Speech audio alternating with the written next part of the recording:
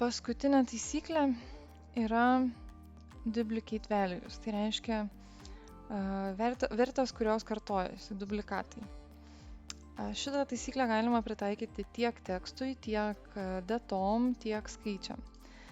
Na, pradėkim su tekstu. Visur taip pat bus galima ją pritaikyti. Tiesiog paspaudžiat duplicate values ir pasirenkat norimą spalvą.